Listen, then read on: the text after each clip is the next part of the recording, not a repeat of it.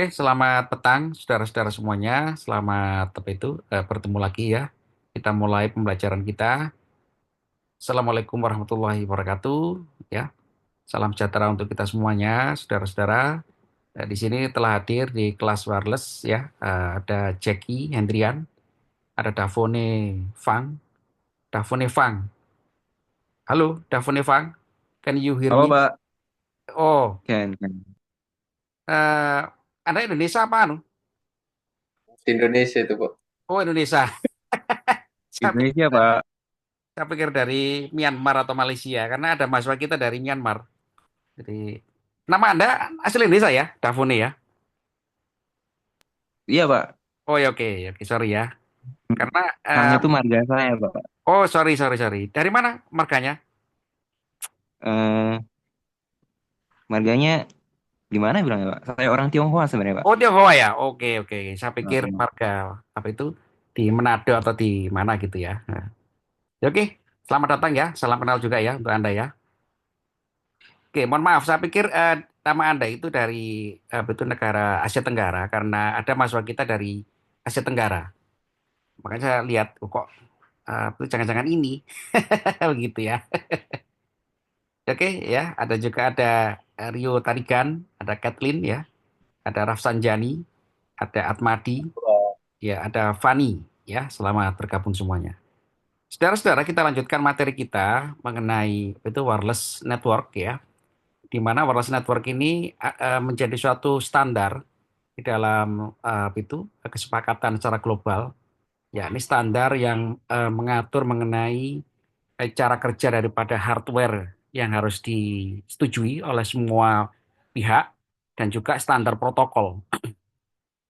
Jadi itu IEEE ya, Persatuan Electrical Engineering sedunia itu membuat standar 802.11 ya mengenai WiFi ini ya, di mana itu dibuat satu standar ya mengenai jaringan wireless ya.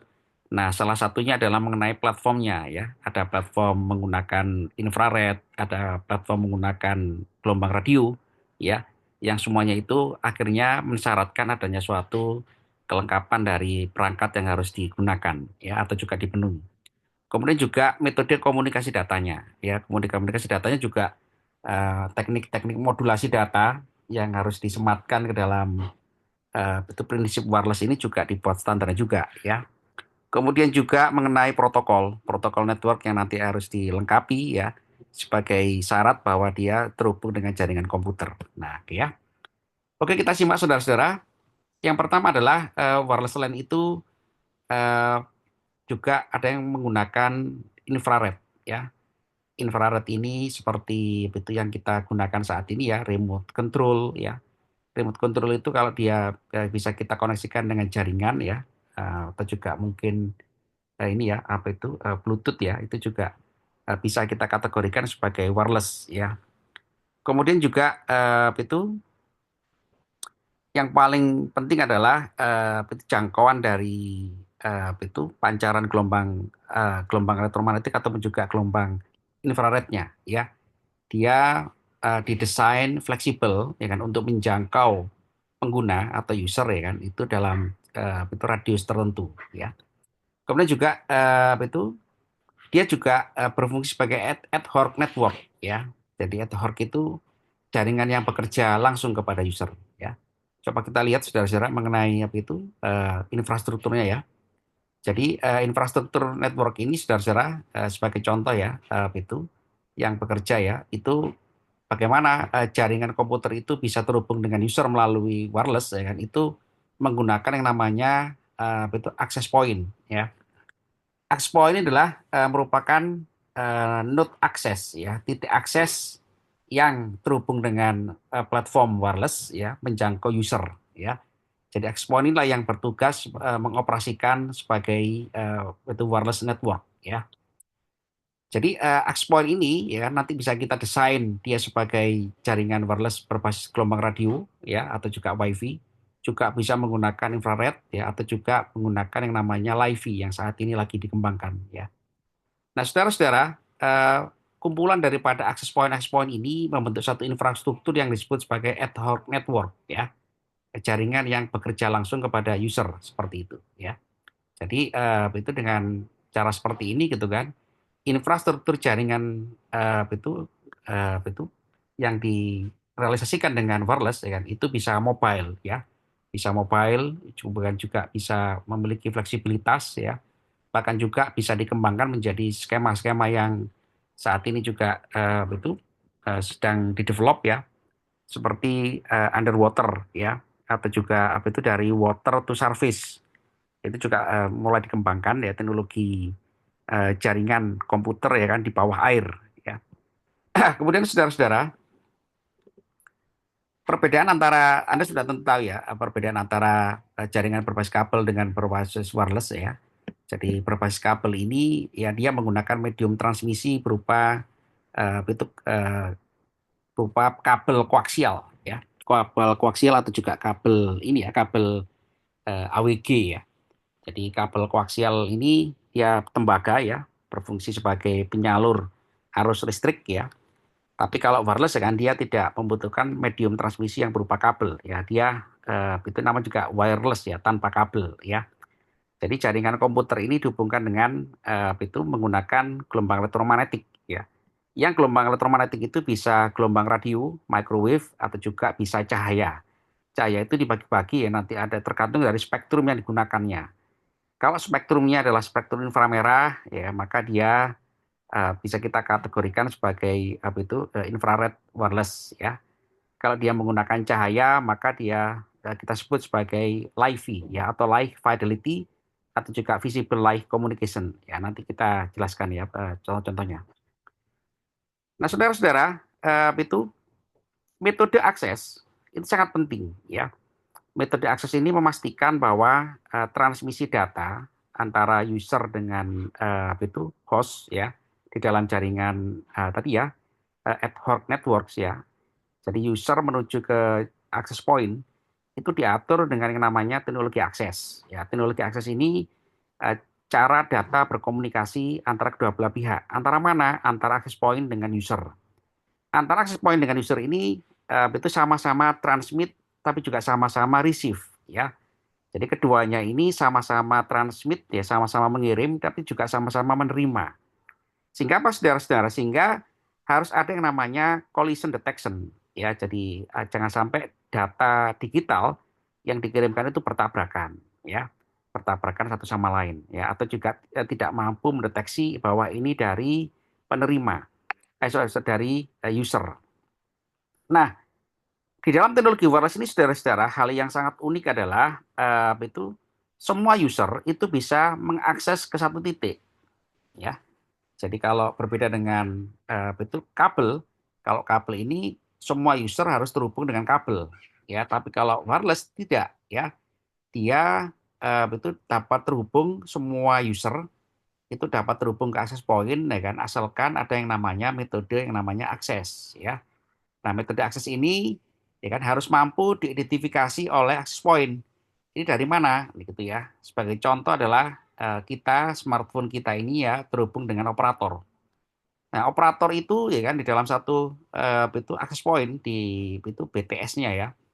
Nah, jadi di BTS-nya operator itu semua nomor HP kita ini terregister dengan berbeda-beda ya.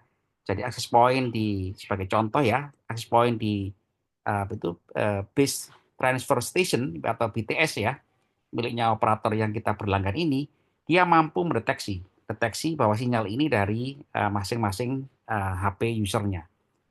Nah, ini saudara-saudara, dengan cara seperti ini maka yang paling penting adalah itu adanya metode deteksi data ya. Metode deteksi data ini disebut sebagai itu multiple access seperti itu ya. Multiple access atau kita sebut sebagai CSMA ya, Carrier Sense Multiple Access. Nah, kenapa disebut carrier sense? Karena masing-masing frekuensi dari yang dikirimkan dari user kepada access point itu memiliki identifikasi atau juga itu memiliki itu eh, memiliki suatu perbedaan ya, perbedaan yang sangat kecil sekali, perbedaan sangat kecil sehingga tapi mampu diidentifikasi, oh ini dari si A, oh ini dari si B dan seterusnya seperti itu. Nah, itu saudara-saudara, dengan cara seperti itu maka tidak terjadi yang namanya tabrakan atau collision ya. Collision ini ya kan mengakibatkan macam-macam ya, mengakibatkan itu tabrakan data ya istilahnya ya, mengakibatkan error ya, mengakibatkan paket data itu mengalami error ya. Jadi itu eh, dia tidak bisa membedakan bahwa data ini dari user A, B dan seterusnya. Nah, untuk menghindari ini gitu kan, maka berbagai macam cara dibuat ya tekniknya. Ada CDMA gitu kan, Code Division Multiple Access ya. Ada juga menggunakan Frequency Division Multiple Access gitu kan. Ada WDM gitu kan, ada TDMA gitu kan, Time Division Multiple Access gitu ya. Dan itu yang itu yang paling banyak. Nah, saudara-saudara, itu nomor HP kita ini terhubung dengan operator itu sebetulnya adalah assign kepada frekuensi ya. Jadi kenapa nomor HP itu peraturannya ya, HP itu kalau sudah 2 tahun nggak diperpanjang ya kan, maka dia akan hangus. Kenapa itu mau diberlakukan seperti itu? Karena memang itu adalah assign frekuensi. Assign frekuensi itu adalah assign channel. Nah, bayangkan kalau itu tidak dipakai, maka dia akan wasting. Artinya apa? Itu akan menjadi sia-sia. Jadi itu frekuensi itu akan kosong karena tidak digunakan oleh pengguna yang seharusnya membutuhkan.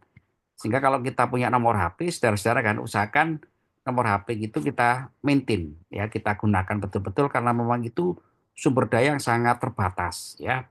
Jadi bisa dibayangkan ya kan nomor HP kita ini yang assign frekuensi ini ya dari berbagai macam operator itu kalau tidak digunakan maka itu dia itu ini ya, menghambat orang lain untuk mendapatkan kesempatan akses kepada operator seperti itu ya.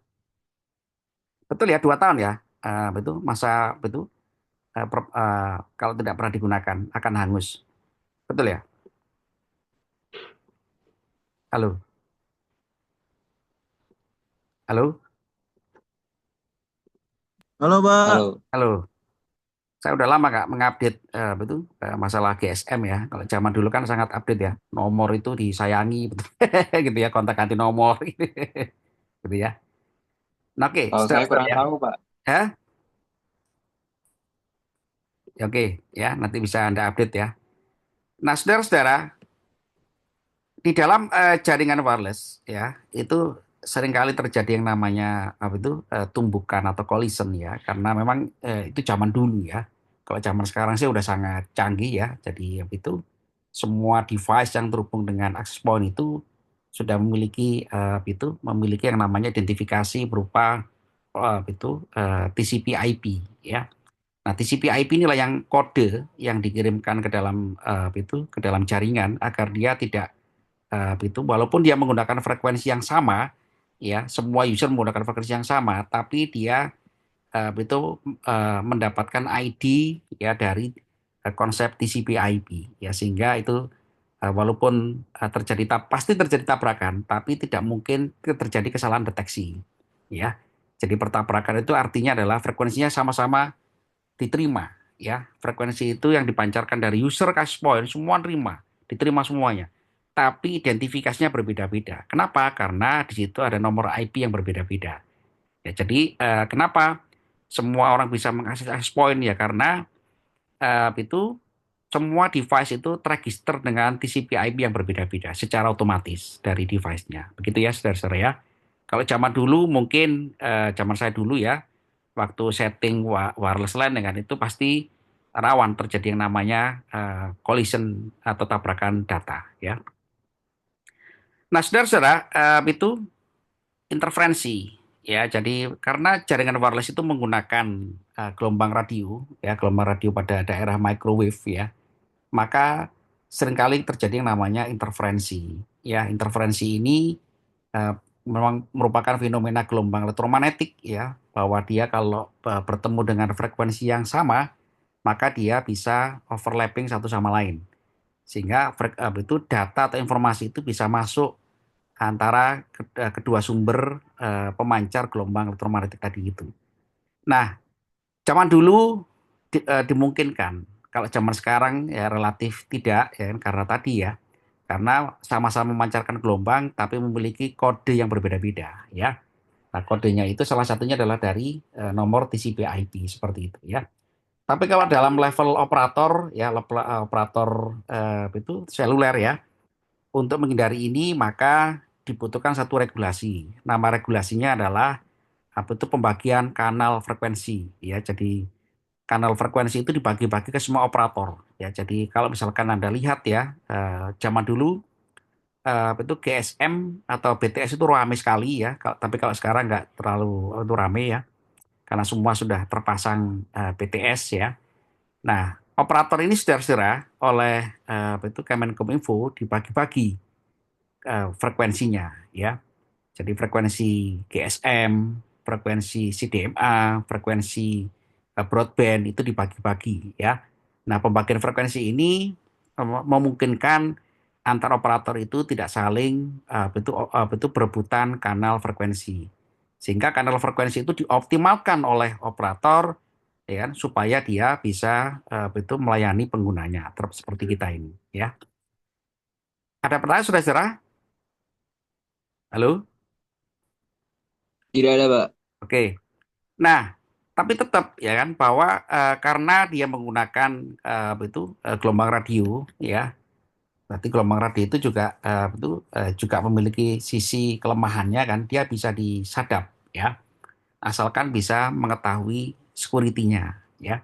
Jadi security ini juga harus dipikirkan oleh operator ya atau juga oleh siapapun ya, sehingga itu operator itu bisa menjamin bahwa kita ini terhubung dengan jaringan wireless ya, dengan smartphone itu tidak diketahui atau juga bisa dicuri informasi yang terjadi ya.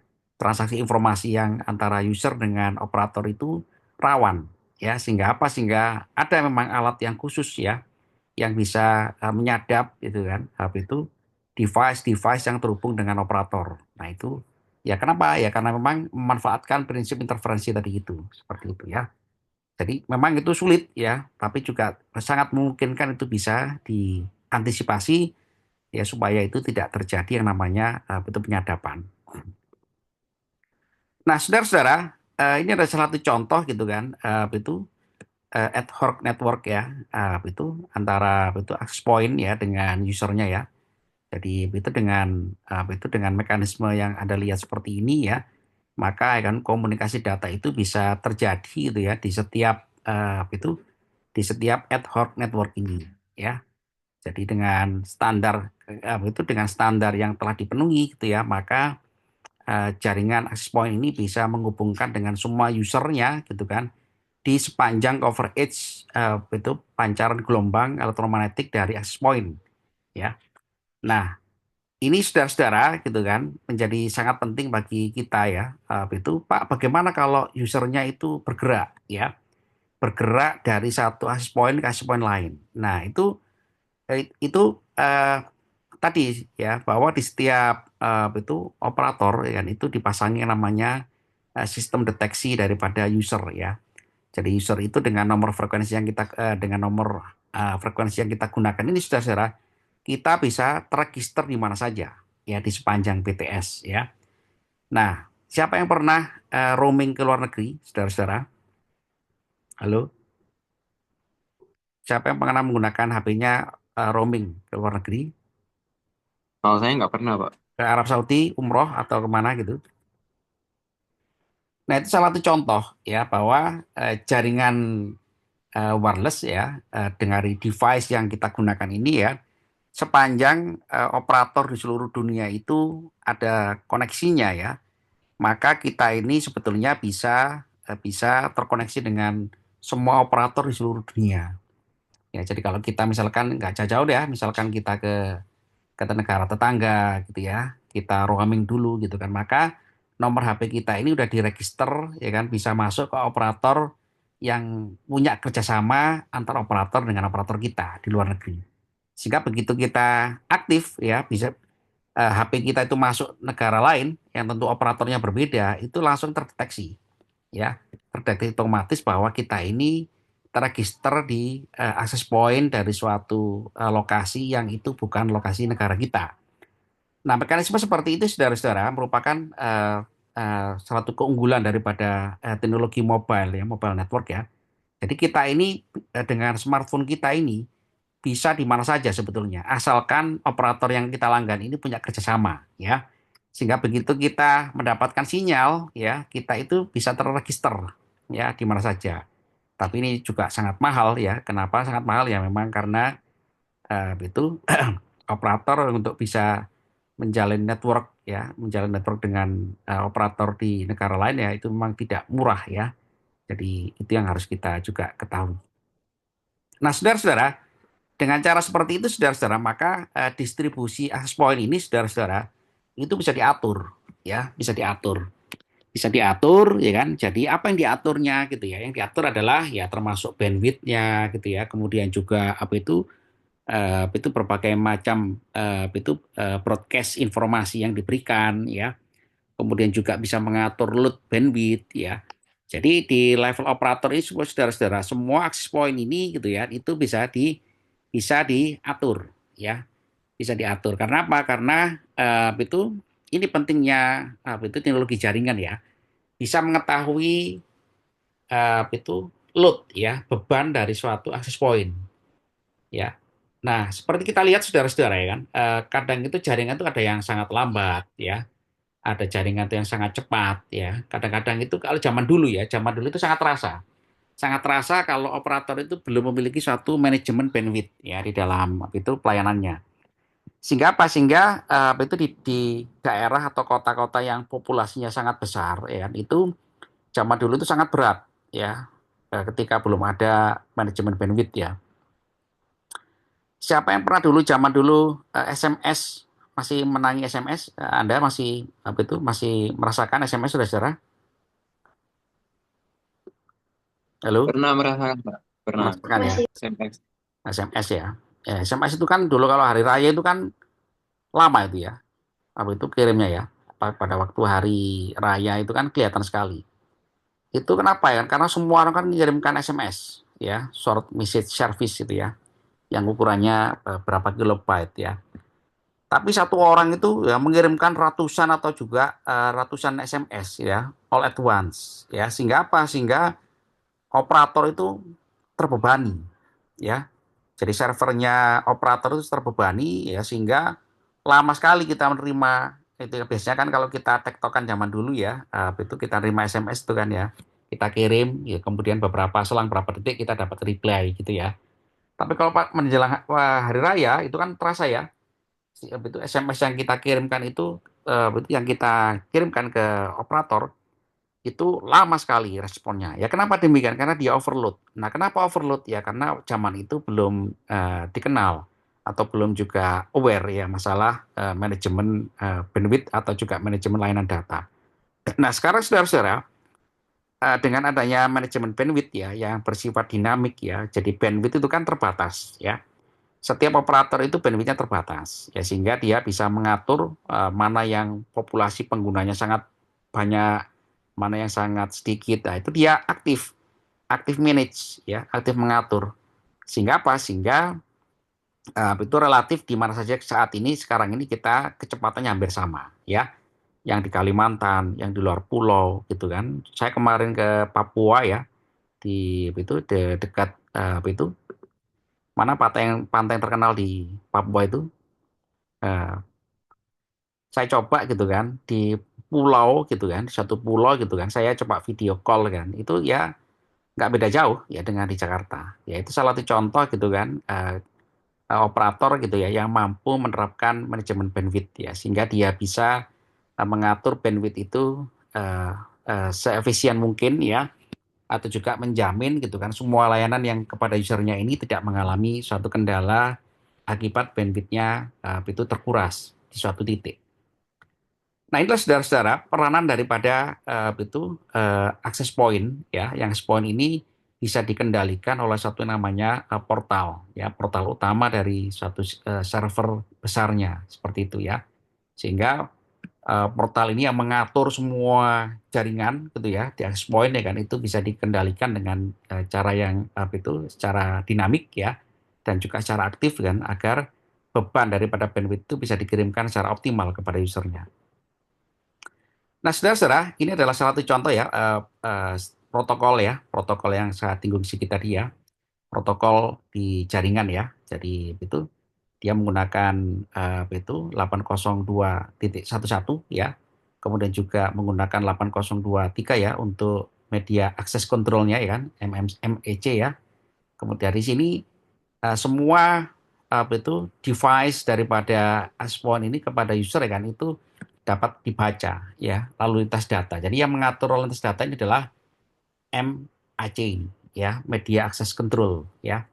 Jadi sebelum apa itu TCP/IP itu di broadcast-kan ya kan, layer pertama yang apa itu mengatur komunikasi data di wireless ini adalah MAC ini ya, seperti itu. Nah, sehingga apa? Sehingga dia user itu yang bersifat mobile itu terhubung dengan access point ya kan, itu dia langsung bisa langsung dipisah ya. Dia langsung dikenali sebagai TCP/IP ya. Jadi user-user yang terhubung dengan access point itu yang pertama kali terhubung adalah MAC-nya ini ya. MAC-nya ini terhubung antara MAC-nya user dengan MAC-nya access point. Sehingga apa? Sehingga begitu nyampe di access point, dia langsung dilepas ya kan ke server gitu kan atau juga ke infrastruktur network ya kan, dibaca TCP/IP-nya seperti itu ya. Sehingga kita bisa berkomunikasi data dengan ya browsing ya, kita juga bisa unduh data dan seterusnya ya, seperti yang kita gunakan saat ini. Oke, saudara, ada pertanyaan? Oke. Nah, Tidak saudara, ada, Pak. ya bagaimana traffic service itu terjadi ya? Traffic service terjadi itu dengan metode ya kan, itu di MAC ya, di Media Access Control ya. Itu adalah dengan itu secara asinkron ya, asynchronous data service ya.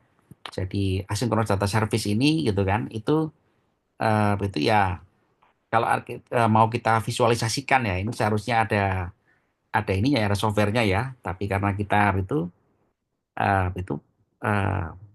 belum ada softwarenya ya, nanti yang bisa saya tunjukkan ya. Coba nanti saya cari dulu ya.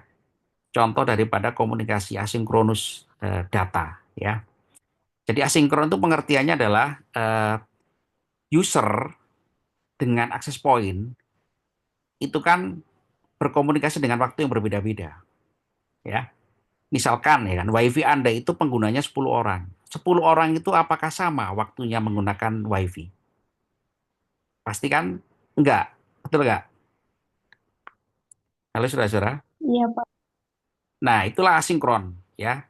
Jadi kenapa dia asinkron? Ya, karena semua user yang terhubung dengan access point sebagai contoh WiFi itu berbeda-beda waktunya ya. Jadi misalkan ada yang browsing, ada yang tidak menggunakan idle, ada yang juga mati ya. Ada juga yang katakanlah terhubung itu dalam mode yang lain gitu ya. Nah, itu salah satu contoh daripada teknologi daripada asynchronous data service ya, atau komunikasi data asinkron ya. Artinya adalah waktu transmit dan waktu receive itu berbeda-beda di setiap usernya. Nah, itu MAC ya, MAC layer di access point itu harus bisa membaca, ya membaca. Oh, ini dari si A, oh ini dari si B, oh ini dari si C, secara berbeda-beda, ya. Nah, itulah mengakibatkan saudara-saudara itu WiFi kita ini gitu kan, itu bisa melayani itu multiple user ya, secara mobile juga, ya. Kemudian juga gitu kan, karena usernya itu mobile, saudara-saudara, maka juga betul itu performansi daripada jaringan dari user ke access point itu juga bervariasi ya, bervariasi gitu kan. Kan kalau kita menggunakan WiFi kan berusaha mencari sinyal yang paling kuat ya. Tapi kan user seperti kita ini tidak bisa dipastikan ya. Kita ini bergerak di mana saja gitu kan, bukan karena ditentukan oleh WiFi atau wireless ya. Kita ya bergerak memang karena aktivitas ya, kebutuhan aktivitas. Sehingga apa saudara-saudara? Sehingga itu pola data yang dikirimkan atau pola komunikasi data dari user kepada exploit ini timingnya berbeda-beda. Nah, itulah yang disebut sebagai time bound service seperti itu ya. Nah, kemudian saudara-saudara, bagaimana akses datanya? Ya, akses datanya adalah itu tadi ya CSMA gitu kan, atau juga yang RTS ya, CTS gitu kan, kemudian juga ada yang PCF ya, seperti itu. Jadi ada yang sifatnya adalah itu broadcast ya, ada juga yang back off ya. Kemudian juga ada yang itu dia memiliki satu itu cadangan ya. RTS sama CTS ini sifatnya cadangan ya. Kemudian juga yang itu PCF ya. Jadi bersifat itu pool ya, pool terminals ya, pool terminals ya seperti itu. Jadi dia itu mengumpulkan semua data, kemudian dia milah-milah mana yang user A, B, dan C dan seterusnya. Kemudian saudara-saudara, ini adalah salah satu contoh ya, salah satu contoh bagaimana data itu diterima oleh access point ya. Jadi itu tadi yang saya sebutkan ya, bagaimana visualisasi datanya ya. Ya, kalau data itu masuk ke access point gitu ya, maka data itu dalam bentuk paket data ya atau frame. Nah, frame itu saudara-saudara gitu ya, yang dikirimkan dari kita user kepada access point itu adalah dalam bentuk blok-blok sinyal digital ya. Yang blok-bloknya ini saudara-saudara gitu kan, itu bisa kita sebut sebagai frame ya. Nah, frame inilah saudara-saudara itu eh, yang nanti akan menjadi suatu itu lokasi atau juga alokasi bahwa itu user itu menempati suatu frame tadi ini ya. Jadi blok-blok itu frekuensi ya atau channel gitu kan itu menempati lokasi yang berdasarkan ukuran slot time ini ya. Nah, inilah saudara-saudara yang mengakibatkan gitu kan kadang-kadang WiFi itu saling berebutan satu sama lain ya. Jadi dari ke user itu saling berebutan kepada access point ya. Karena dia berusaha ngisi slot di sini ya. Jadi ketika usernya bergerak, slotnya pindah lagi ya. Dia diisi oleh yang mengakses yang selanjutnya gitu ya. Jadi kalau kita itu mengakses terregister kepada WiFi atau juga operator, kita itu pada hakikatnya adalah mengisi slot di sini ya. Nah, slot-slot inilah saudara-saudara yang merupakan registrasi device kita kepada access point seperti itu ya. Sehingga nanti akan dibaca gitu kan, dibaca dan direspon oleh access point untuk diteruskan ke dalam jaringan seperti itu. Halo saudara-saudara, halo. Iya, Pak. Halo Pak, iya Pak. Ya, oke ya. Pak. Nah, oke. Jadi ini agak sulit ya ilustrasi ini ya, gitu ya. Agak sulit tapi ya, ya sudah lah memang ini sebagai suatu itu penjelasan cara kerja ya. Nah, bagaimana teknologi wireless ini juga bisa mengantisipasi yang namanya backup ya, backup supaya tidak terjadi kegagalan komunikasi ya. Nah, itu adalah menggunakan prinsip yang namanya registrasi ke itu ke itu ke station ya. Jadi dengan cara ada itu yang namanya redundan ya. Jadi redundan ini saudara-saudara mengantisipasi kalau misalkan slot time tadi itu terisi penuh. Nah, kalau dia terisi penuh, dia kan nggak boleh mental, ya. Tapi dia harus dialihkan ke stasiun yang kosong, stasiun yang nggak sibuk. Nah, seperti itu ya. Jadi operator itu saudara-saudara memiliki beberapa sistem cadangan gitu kan untuk merespon dari akses point, ya. Jadi kalau nomor HP kita itu terregister ke dalam satu stasiun satu, ya, kemudian dia sibuk, ya, kita dialihkan ke station 2 dan seterusnya sehingga kita ini tidak sampai mental dari jaringan seperti itu ya, intinya seperti itu ya. Jadi ini hanya strategi kan, strategi bagaimana itu wireless itu bisa serve gitu kan, access point dari operator kita ini kan bisa serve hingga ribuan ya, ribuan pengguna ya, ribuan pengguna ini Anda bisa bayangkan itu kan semua melakukan transmisi data. Nah, transmisi datanya gitu kan, itu harus menjamin semuanya dapat terlayani. Dan semua dapat terlayani gitu kan, dengan alokasi frekuensi yang sama. Nah, itu saudara-saudara ini yang menjadikan operator itu memiliki suatu skema atau skenario gitu kan, cadangan daripada mekanisme komunikasi data ya, dari stasiun satu, kedua dan seterusnya seperti itu. Nah, saudara-saudara, ini hanya salah satu contoh gitu kan, salah satu contoh bagaimana itu antara pengirim dengan penerima ya kan, itu mengirimkan paket data ya, yang paket data ini gitu kan, itu bisa dikelola gitu kan, bisa dikelola antara operator dengan user gitu kan, sehingga bisa terjadi yang namanya apa itu komunikasi data yang katakanlah optimal ya, sehingga tidak terjadi yang namanya apa itu keterlambatan data ya, atau juga keterlambatan jaringan ya, atau dalam bahasa kita, dalam bahasa performasi jaringan itu adalah delay ya, delay atau latensi seperti itu. Nah, saudara-saudara, ini hanya salah satu contoh gitu kan, salah satu contoh bagaimana itu komunikasi data ya. Ya.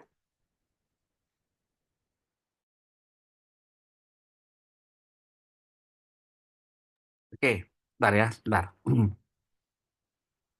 Nah, ini adalah salah satu contoh, saudara-saudara, dari itu itu lalu lintas data ya, lalu lintas data yang terjadi antara operator dengan wireless ya. Jadi apa itu slot-slot data itu ya kan, itu masuk ke semua operator ini gitu kan, dia harus bisa mengetahui milah-milah gitu kan, mana yang ini adalah apa itu akses, mana yang katakanlah ini adalah akses yang bermasalah gitu ya, sehingga semua pemetaan data ini saudara, kalau kita lihat ya dengan visualisasi kan, bisa kita apa itu gambarkan dalam bentuk super frame ya. Super frame ini menampung semua data dari wireless station ya. Jadi wireless station itu masuk ke super frame ya. Yang super frame ini gitu kan menggambarkan apa itu menampung semua data dari user ke wireless station ya, sehingga bisa kita lihat gitu kan bahwa eh, pernah kan ya apa itu operator itu seperti contoh gitu saat ini yang lagi rame gitu kan, bagaimana Kemenkominfo itu bisa memblok apa itu judi online, saudara-saudara. Halo. Iya, Ya Pak, Pak. masih Oke menyimak. ya. Nah, salah satunya adalah ada keuntungan seperti ini ya, itulah keuntungannya kalau apa itu apa itu jaringan komputer ini, saudara-saudara, dengan wireless ya yang kita gunakan itu ya kan, itu bisa diketahui gitu kan semua itu aktivitasnya. Nah, semua aktivitas itu gitu kan kita mengakses apa ya, kita terhubung dengan apa gitu kan. Itu karena ada yang namanya manajemen daripada data ya itu yang itu terikot ya di setiap operator, dan itu diregulasi oleh kementerian kita. Sehingga apa, saudara-saudara, sehingga judi online itu kan itu seharusnya itu bisa diblok total ya. Sekarang kan lagi rame itu ya, judi online itu kan itu kenapa kok lolos ya judi online ini ya. Ada yang tahu sudah cara kenapa lolos judi online ini? Halo. Tidak tahu, Pak. Nah, karena ada yang meloloskan kan gitu ya. Gitu ya. Jadi super frame ini sebagai satu contoh ya, super frame ini adalah itu salah satunya adalah alamat-alamat itu IP daripada web-web yang merupakan aktivitas judi online, gitu kan. Jadi di super frame ini kita ketahui gitu kan, kita itu mengakses apa, ya kita itu berkomunikasi dengan web apa, itu semua diketahui, ya diketahui. Nah, inilah hebatnya apa itu jaringan gitu kan. Dia juga bisa memblok di sini, ya, memblok di level di sini, sehingga tidak sampai itu terjadi yang namanya maraknya judi online yang meresahkan ya, itu 1 bulan kemarin itu. Jadi kalau misalkan Kemenkominfo itu sangat ketat ya, frame-frame daripada data-data yang di broadcast di sini gitu kan, itu bisa diblok ya, diblok bersih ya. Tapi sayangnya kan itu ya ada lah ya yang masih nakal gitu ya, membocorkan beberapa alamat-alamat IP yang itu terafiliasi dengan judi online ya. Nah, seperti itu saudara-saudara ya, ilustrasinya ya. Ada pertanyaan, saudara-saudara? Nah, saudara-saudara, Tidak ada, Pak. ya, di dalam jaringan wireless itu juga memiliki suatu kelemahan. Ya, kelemahan yang sangat fundamental itu adalah adanya itu latensi, ya. Latensi data itu di kita ini memang itu kalau kita ya menggunakan mengunduh film-film yang itu televisi digital itu ada terasa ya, agak terasa ya. Terasa latensi itu ini ya menurunkan performa daripada itu kualitas daripada video yang kita unduh ya. Kalau misalkan kita lagi nonton apa itu televisi digital atau juga film digital ya, Itu kan terasa ya, kadang-kadang itu ada lag sedikit ya, atau juga kualitasnya agak terganggu. Nah, itu saudara-saudara terjadi karena ada yang namanya latensi ya. Latensi ini terjadi ya. Jadi latensi ini adalah keterlambatan data ya. Jadi keterlambatan data yang seharusnya itu eh, bisa kita manage ya dengan apa itu dengan metode buffer ya. Buffer itu penyangga ya. Jadi operator itu menyediakan apa itu buffer server gitu kan yang sangat besar gitu kan. Tapi itu sangat mahal sekali ya. Sangat mahal sekali dan tentu itu tidak murah ya.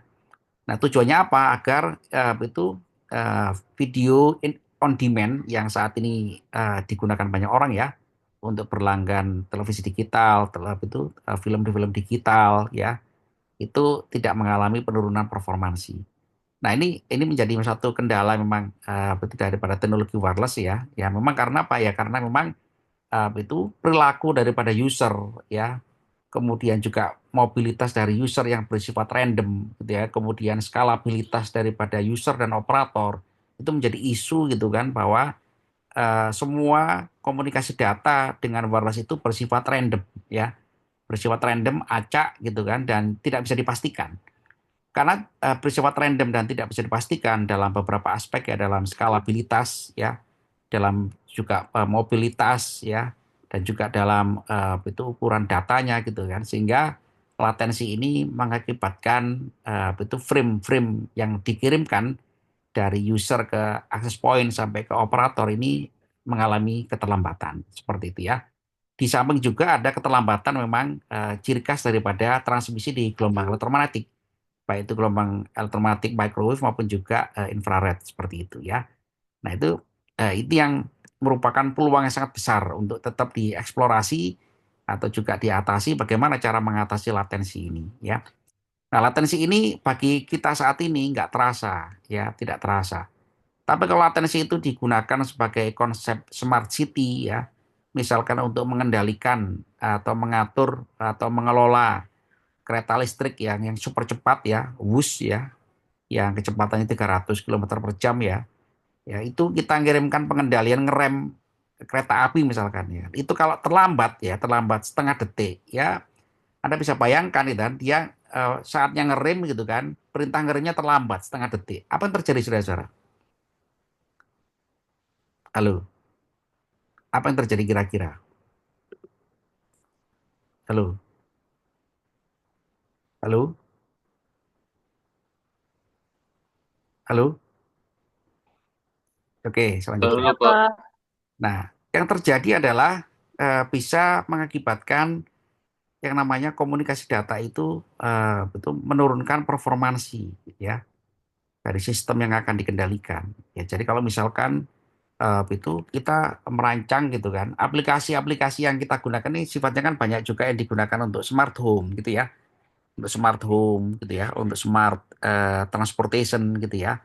Misalkan juga mobil listrik yang tanpa driver, ya driverless ya. Mobil listrik driverless ya.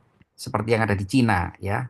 Jadi kalau Cina itu kenapa tidak menjadi masalah latensi gitu ya, latensi nggak? Karena mereka sudah punya 5G, 6G. Jadi latensi itu yang saat ini terjadi di Indonesia ya, yang masih menggunakan 4G ya. Nah, kita ini 4G ya, saudara-saudara ya. Halo? 4G atau 5G kita 4G, ini? Eh? masih 4G. 4G, betul 4G, ya. Pak. Nah, 4G itu latensinya sangat tinggi, latensi ya. Jadi latensinya sangat tinggi sekali ya. Nah, kenapa Indonesia ini belum bisa menerapkan taksi driverless gitu ya, atau Gojek driverless?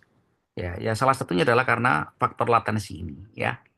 Kalau Cina gitu kan, dia bisa membuat satu konsep itu pernah Anda lihat ya, itu taksi tanpa driver ya.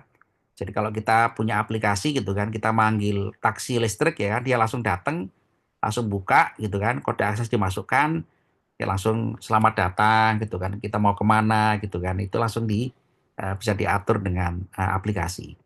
Nah, kalau Indonesia saudara-saudara itu belum bisa ya, karena kita belum upgrade jaringan ya.